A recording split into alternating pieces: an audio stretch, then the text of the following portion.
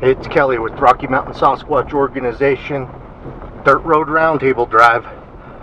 I'm coming back by myself to cast that footprint that we found.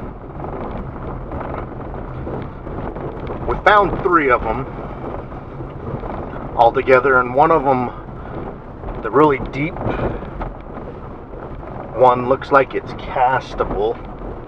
We would have cast it when we found it, but I only had 2 casting kits, and this thing is deep, and then it's kind of on a small slope, so it's probably gonna run over on the hillside. So I needed something to kind of make a dam on that side to keep everything from slopping over. So I brought more casting material. I don't know if it's gonna turn out, but I might as well try.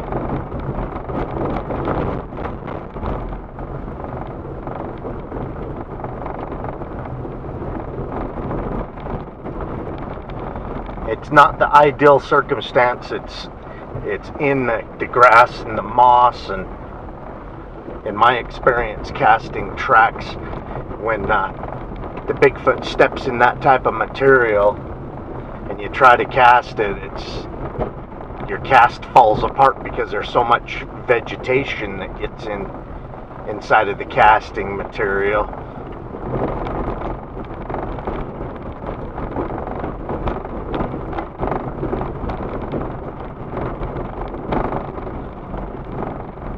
I also wanted to come back to the spot.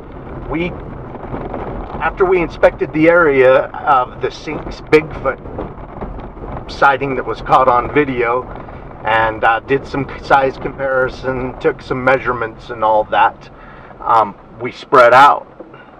Jenny and I started looking at other Bigfoot sighting locations, and the creature was actually heading this direction in the video. And we've investigated several Bigfoot sightings back here, and we've camped back here a lot because of the Bigfoot sightings, and we've heard vocalizations, and we've also found footprints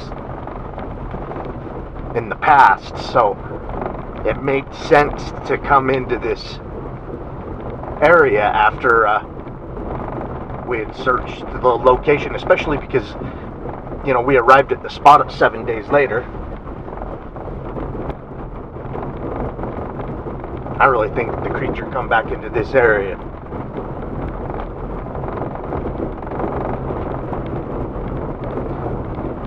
And the 16-inch Bigfoot tracks, they look compelling, but who knows, you know?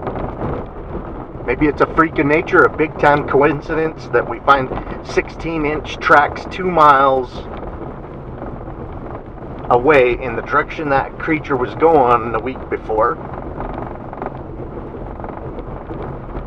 next to a creek, a water source. I have this hunch that Bigfoot needs a drink of water from time to time. As you guys can see, the sun is going down. I have a feeling I'm going to be back here after dark digging up that cast after it sets up.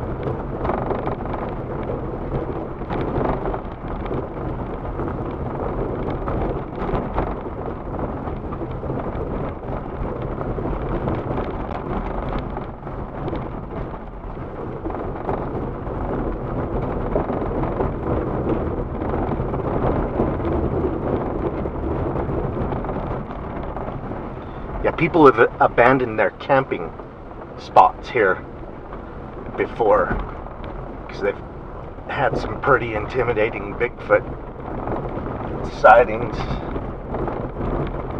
Yeah, one guy abandoned his camp and come back the next day to pick up all of his camping gear. He says 2 of them come down the mountain to his camp while he was cooking.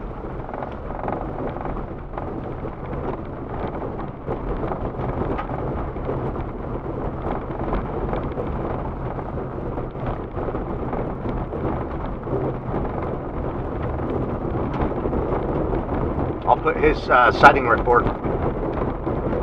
I'll put the link to it in the description of this video.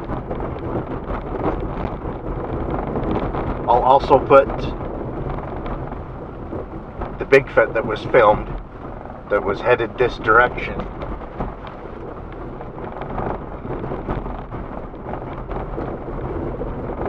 Doesn't this area look squatchy?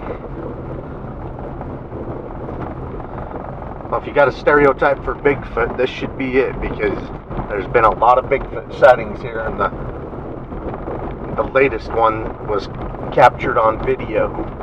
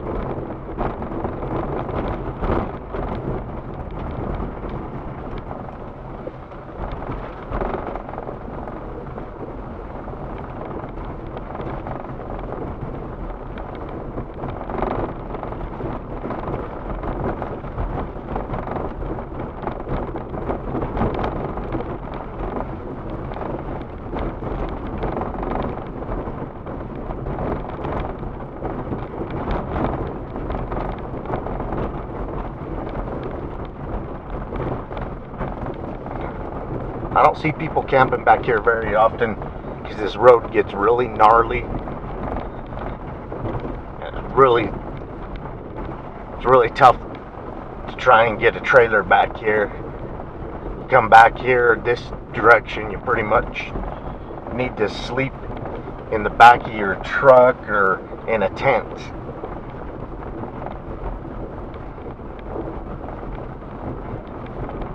There's another canyon you can come down that the road's a little bit better to get back in here, but you have to go over a dirt road pass, and if there's snow or mud, you really don't want to be dragging a trailer. I've been stuck in the snow with the trailer on that pass before.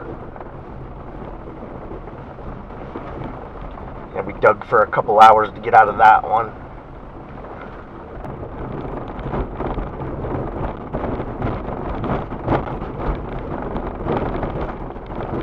Yeah, in about an hour it's gonna be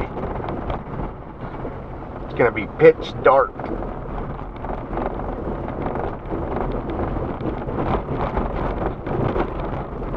Yeah, I wanted to get back in here before we had a good rain or snowstorm that might ruin this track.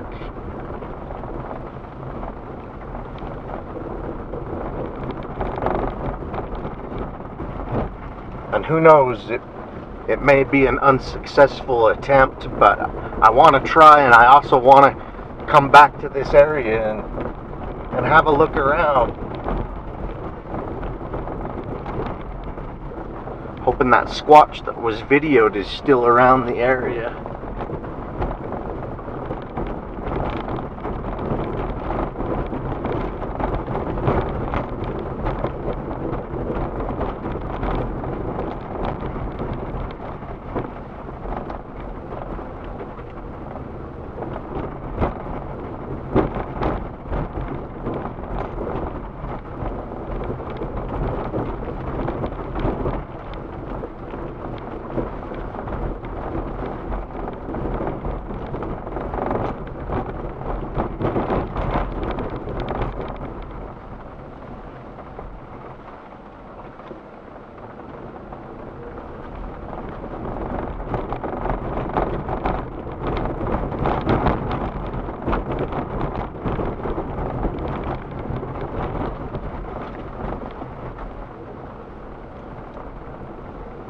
Yeah, Jenny and I started in St. Charles Canyon and went through Green Canyon to get over here that day.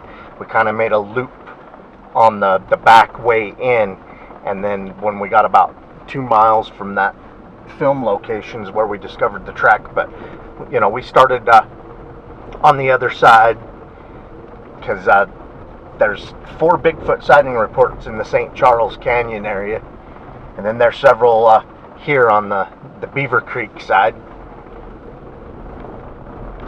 So we went through it all.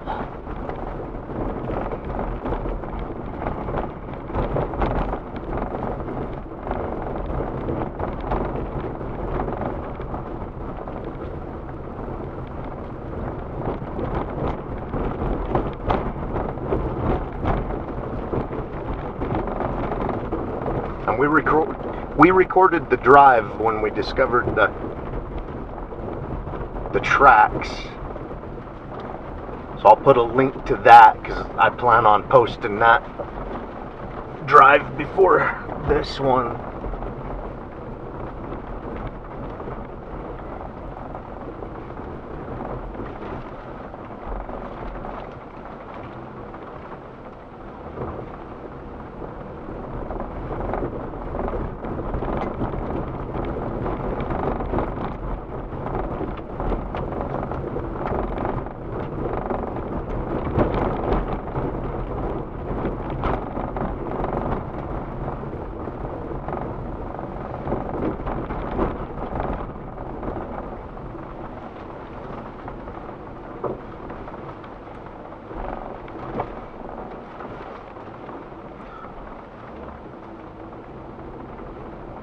Now this section here just would be awful trying to get a trailer over.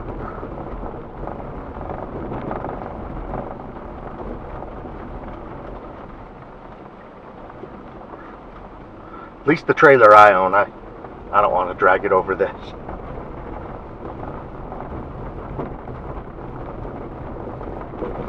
Yeah, every time we've camped back here, we've camped in a tent. Yeah, the time that I told you that we come back here and got stuck in the snow, we weren't able to get over the dirt road pass into here, so we ended up camping in Green Canyon. So the one time I tried getting a trailer back here, I was not successful. Okay, this looks tricky. How am I gonna... I think I see a way.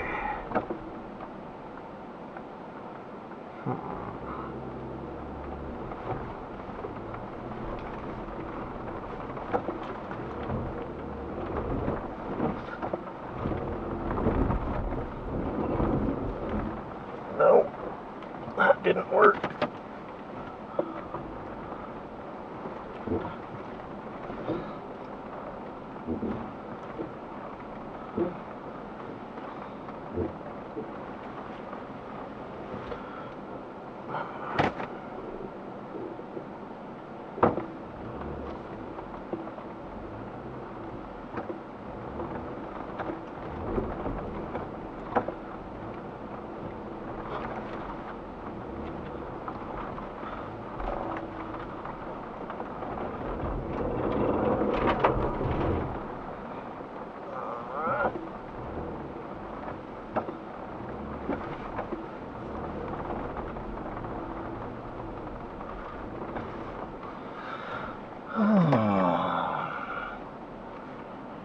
Butt cheeks are puckering.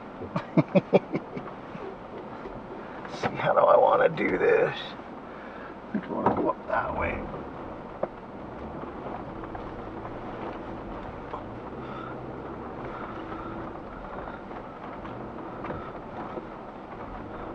Yeah, but see, I would not have gotten through all that with the trailer.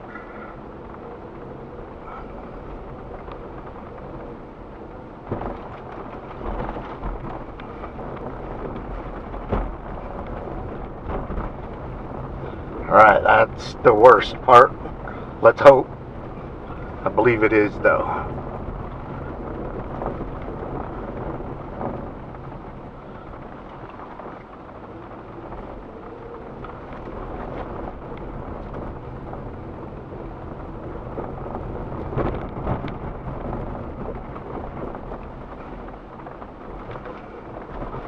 Yeah, and if it was muddy, I may not have been able to get past that last section.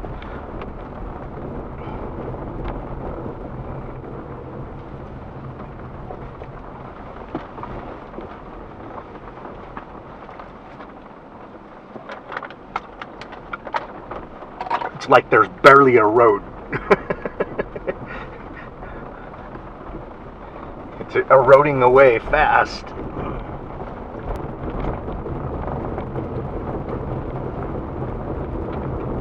Okay, I know where I'm really close to where we found those tracks. Okay, I'm gonna get out and look around for them. I know I'm really close. Heard a couple of whoops right at the beginning when I was casting. So I grabbed a second camera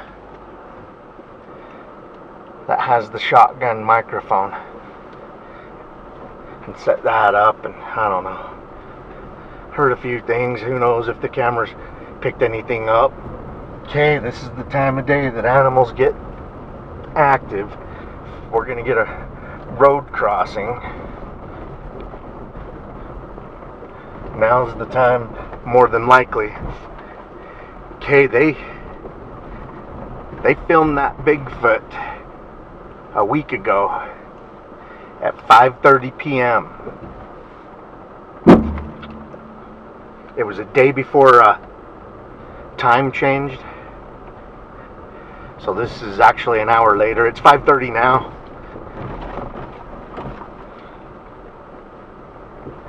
But it would have been 6:30 last week at the time they filmed it. So anyway, we're within an hour of the time that they filmed it. This is the time that it got active, obviously. I think some deer hunters may have pushed it off the mountain. Bet you there were some deer hunters up in the trees bushwhacking, trying to drive some deer out. And they ended up driving the Bigfoot off the mountain.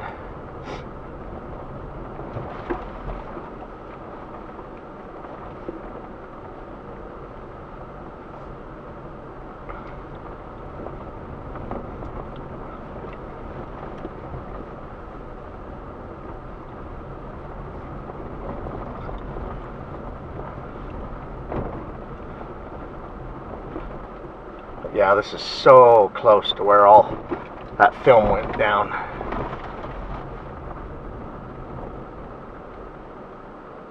Getting the casting material inside of that footprint, I'll wager that the creature's actual foot size is 15 and a half.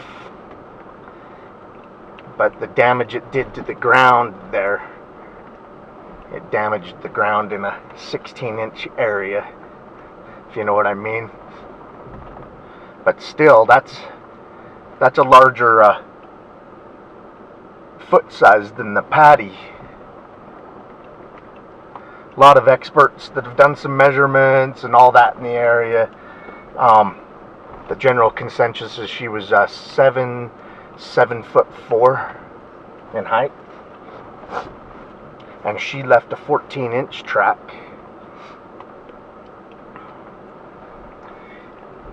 And I'm going to put this track officially at about 15 and a half inches.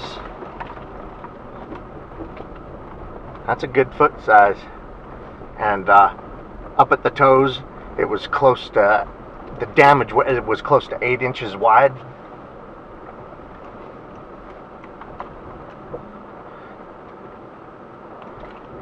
So with it relaxed on all of its toes together, maybe 7.5 inches. What was really massive is down at the hill. A lot of Bigfoot tracks that we find, it starts to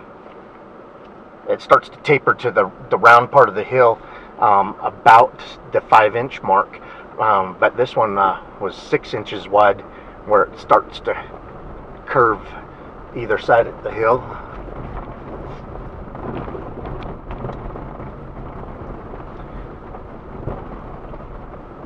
It was nice to cast it. You get that material in there, and it really helps you identify the dimensions of the foot.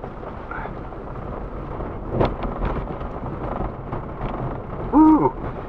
I've had like a nervous, creepy feeling the whole time I've been here. And then when I heard the whoop, yeah, I heard a single whoop, and then a little while later I heard a whoop whoop. So doesn't mean it was Bigfoot, but I was nervous before I even heard those. I just felt like I was being watched. There's a lot of animals to watch it. There's a lot of mountain lions around here. We filmed a mountain lion 3 or 4 years ago, not too far from here. We was in Georgetown Canyon. He crossed the road in front of us.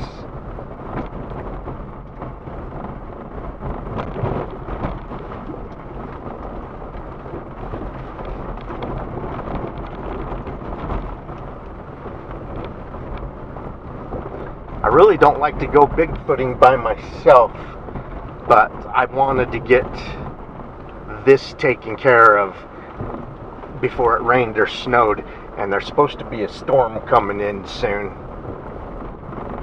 in a day or two.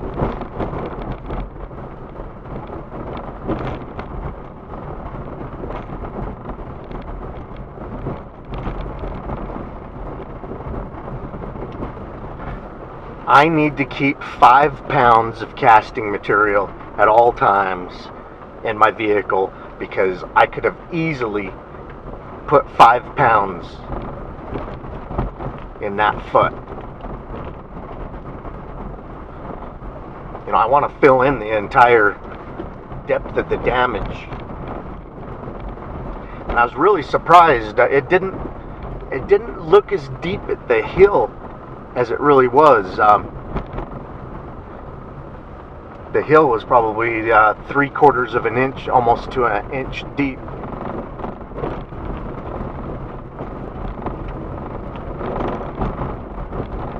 And then up at the toes, it was a couple of inches deep.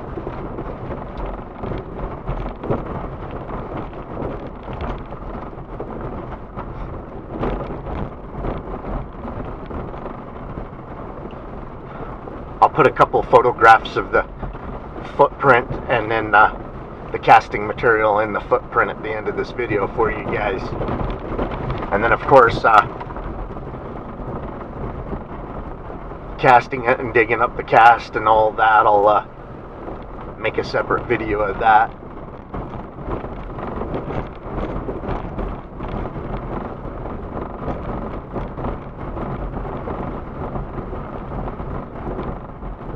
I've not seen a single person back here today or this evening.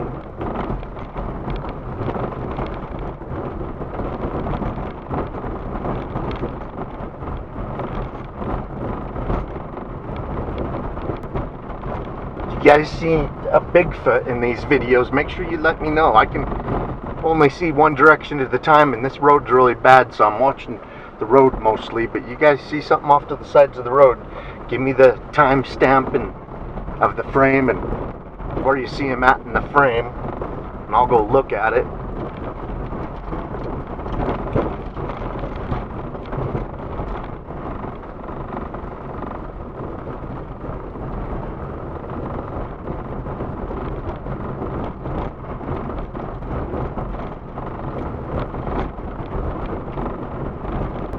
Yeah, even though I don't like coming out and Bigfooting by myself, once in a while things happen and I end up out here alone.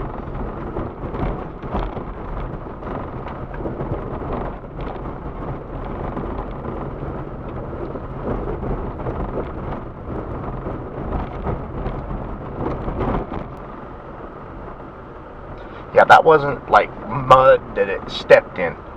It took some weight to do some damage to the ground right there where I cast it. And you know, it's not like mud or soft dirt where you get the perfect toes, but the next step up where it mostly just stepped with the toes and kind of had a rock, a big old boulder type rock in the hill area. It really drove its toes in right there.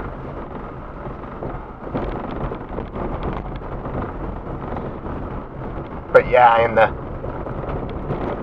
in the sod-like grass and stuff, you just aren't going to get the defined spaces between the toes and all that. You know, a Bigfoot track is the damage the foot does to the ground. And different types of ground, it's going to do different types of damage. I mean, in pristine mud and everything, you would just love to have it in that. And as a matter of fact, a mile up this same creek, about 8 years ago, we found a track a Bigfoot track in the middle of the creek, and crystal clear water. Had been there long enough that, you know, the sediment had settled down and everything, and left a perfect track, and you couldn't cast it or anything because it was under standing water in the mud, but you can see each of the toes perfectly defined. I'll put that in this video if I can find it too. I'm pretty sure I can find it. I think I know where it's at. And that's another track that I found. You could see where it leaped from the riverbank into the center, and to the other side of the riverbank you can kind of see the impression in the grass. Not a great track, but in the middle of the river. And Jenny had to hang on to my belt loop, and I had to like hang out over the river with the camera to get the photos of this track that was under the water. It was definitely something that you could not cast because it was under running water. It was just the most awesome thing. But that is a perfect looking track.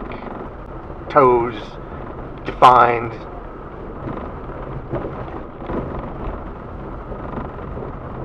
But this one I cast today is pretty dang awesome.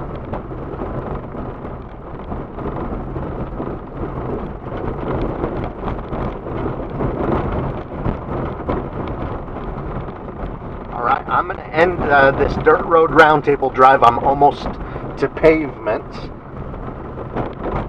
And I'm going to throw in a different SD card, but if I catch anything cool, I'll put it at the end of this video.